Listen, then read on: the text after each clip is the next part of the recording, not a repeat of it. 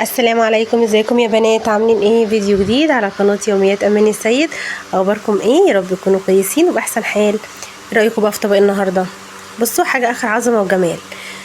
صينيه فته، انما ايه، تنزل في قلبك في قلبك، على راي الشيف مش عارفه اسمه ايه كده. بصي، خطيره بجد. هنا دي اول حاجه، انا جبت حله مسخناها، نزلت بمعلقه سمنه. طريقه سلق اللحمه العاديه اللي انا دايما بعملها، كان نص كيلو لحمه، هنزل بيه قطع قطع يا بنات زي ما احنا متفقين. ما ننزلش باللحمه مره واحده عشان ما ننزلش سخونيه نبرد الحله ونعمل ننزل السخونيه بتاعتها، فاللحمه تنزل ميتها وتبقى ناشفه من جوه وتشد معانا.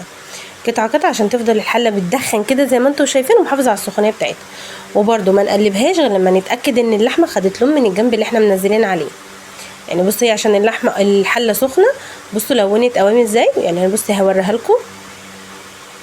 بصوا خدت لون ازاي كده. تاخدي اطعم شوربه واحلى شوربه دسمه وطعمه.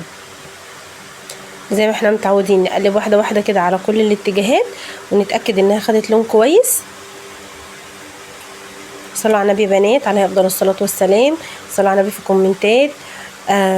وما تنسونيش في الاشتراك واللايك والشير.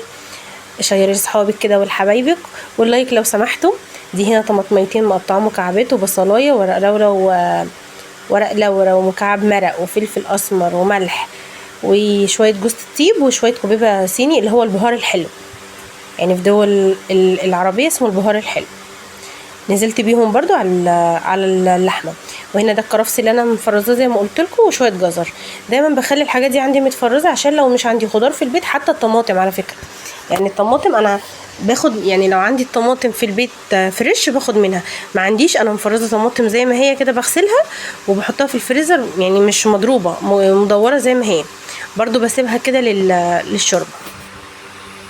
طبعا نزلنا بميه سخنه مغليه من الكتل او مسخناها عادي في حله. بنغطي عليها، زي ما بنحطش ملح يا بنات خالص. بنوطي عليها، بنسيبها الاول تغلي وبعد كده بنوطي عليها، سيبها بس بنار على، يعني نار هاديه على راحتها. نعمل بقى صلصه الفته. انا دي تركيه بعملها في صلصه الفته. بنزل بمعلقه سمنه عليها السله بتاع الليه، مش الليه هي بتاعه الخروف، مش احنا بنحطها على النار تسلق وبنطلع الدهن بتاع الليه. السله بقى اللي هي القطعه دي باخدها معاها، وانزل بمعلقه محترمه اللهم صل على النبي توم مفروم. واول ما تشم ريحه التوم بحط شعره كزبره، شعره، مش معلقه صغيره كمان، شعره بس. دي بتخلي النكهه بتاعت الصلصه، يعني فيها نكهه حلوه بس انت مش فاهماها. انتوا فاهميني؟ لان هي الصلصه بتاعت الفته بتتعمل بتوم وخل. لا، جربي بقى شعره الكزبره، شعره كده يعني، رشه بسيطه جدا، فيها نكهه معينه كده، قليل قوي اللي هيعرفها. ناخد كده، تفضلي تقلبي زي ما انت شايفه.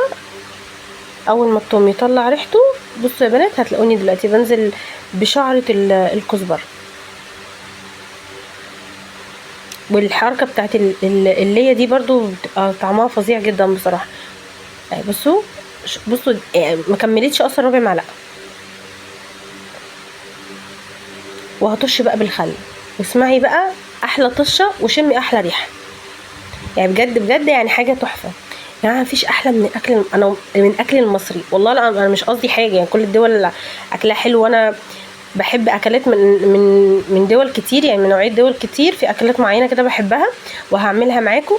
بس فعلا الاكل المصري لا، حاجه تانية. هنا بقى نزلت بمعلقتين صلصه معلبه،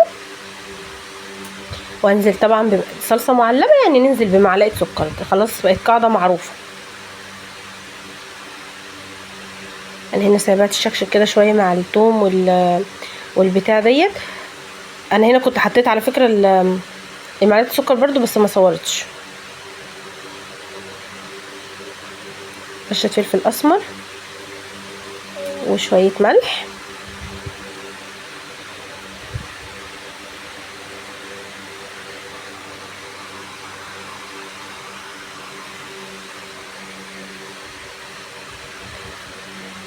بس كده خلاص. انا بقى بحط الشوربه، بزودها شوربه كبشتين بس، لان انا مش عايزاها خفيفه. بس واغطي عليها برضو واسيبها تغلي، وبعد كده هوطي عليها تتسبك وتتقل مع نفسها. هنا بقى جبت الحله ديت معلقه سمنه وهنزل عليها بالزيت. انا دايما الرز بحب احط له زيت وسمنه، الزيت بيخليه مفلفل والسمنه بالطعم. تسخن كويس وانزل بالرز الابيض العادي. انا ما بعملش الرز الفته، ما بعملهوش بشعريه، انا بعمله رز ابيض. في ناس بتعمل رز الفته برز بشعريه، وشفتها في مطاعم كتير قوي ان هم بيحطوا له شعريه. انا ما بناكلوش احنا كده. شوحي بقى الرز كويس في الماده الدهنيه اللي انت حطاها. تعرفي منين ان الرز خلاص كده بقى كويس وتشربيه؟ لما تلاقي الرزايه لونها غير معاكي وبقى فيها صوت خروشه في الحله. يعني انت اول ما بتحطيه بيبقى الرز عادي، لا بيخروش معاكي. بصوا هتلاقي فيه هنا من عند المعلقه، بصوا الرزايه فتحت ازاي، كان الرز ابتدى ياخد لون. بصوا نزلت بشويه ملح وشويه مرقه فوريه بس، وقلبي بقى كويس.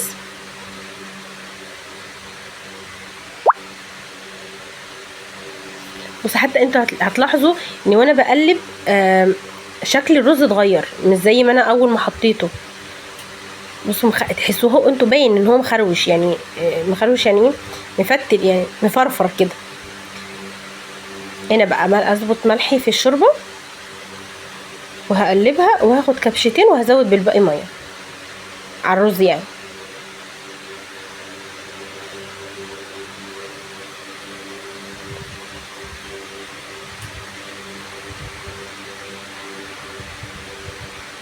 بصوا يا بنات شايفين، هتحسوا ان هو بيتقل كده معاكم، فاهميني؟ يا رب يكون واضح ليكم يعني. اللهم صل وسلم وزد وبارك على سيدنا محمد. بصوا بوريكم دسمه الشوربه وشكلها عامل ازاي، وريحتها خطيره، اللهم بارك.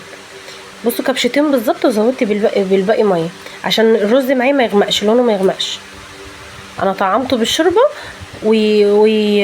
وكملت الباقي ميه عشان لون الرزايه ما يبقاش غامق. طبعا الرز هيتشرب، هنوطي عليه وهنحط تحتيه الشياطه او الصاجه زي ما انتم ما بتقولوا، ويبقى على نار واطيه. هنا بقى جبت العيش، انا بحب اقطعه بالمقص عشان يبقى شكله حلو يعني، عشان مبدا ان العين بتاكل قبل البق. اقطعه مربعات.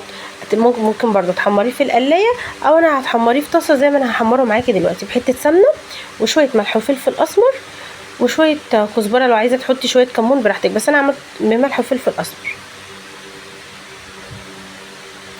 بس. هنا كنت بوريكم واخلص بقى انا الكميه بتاعتي ونحمصه مع بعض. هنا كنت حطيت السمنه وهي حطيت العيش، تبتدي بقى لغايه لما يتحمص معاكي كده ولونه يتغير. بصوا شويه ملح وشويه فلفل اسمر صغيرين فقط لا يغير.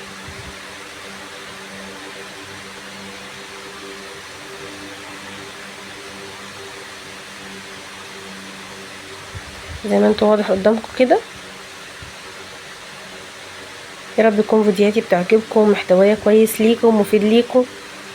بصوا بقى يا بنات، انا كنت بحاول اطلع لكم العيش اوريكم لونه من قريب وان هو قرمش، يعني هو الاول كان العيش طري، لا مع التحميصه دي بيقرمش وبيبقى طعمه حلو ومحافظ على في طعم حلو في الطبق اللي انت بتاكليه، والعيش مش معجن. انتوا فاهميني؟ انا استحاله احط العيش زي ما هو كده جاي من عند الراجل، ما اعرفش شكله كده، احس ان انا باكل حاجه ملتوته في بعضها، فاهمين؟ سوري يعني في اللفظ، معجنه. هنا بقى كنت احمر اللحمه دي برده دي زبده بقى، دي معلقه زبده من السمنه، وحطيت عليها ملح وفلفل، وانزل بقطع اللحمه احمرها واديها تشويحه وشم بقى الروايح، يعني حاجه بجد اللهم بارك. الف هنا يا رب على اللي كل. والله يا بنات انا نفسي اعمل لكم اكل وادوقكم كلكم اكل. تقلبي بقى لغايه لما اللحمه معاكي تاخد اللون اللي انت حباه.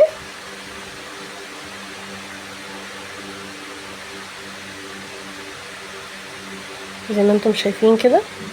بس هنا اللحمه خدت اللون الحلو اللي انا عايزاه، هحطها بقى على اروح يعني ترفعيها وتطبقي بقى الصينيه بتاعتك.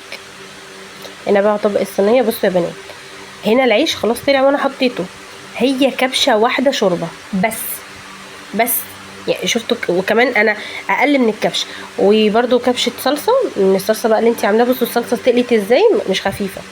بصوا الرز ابيض اللهم بارك ابيض ازاي، مش غامق من الشوربه ولا حاجه، لان انا زودته ميه. بصوا ما شاء الله، ومفلفل ومستوي، وهوريكم في الحله مش لازق ولا اي حاجه،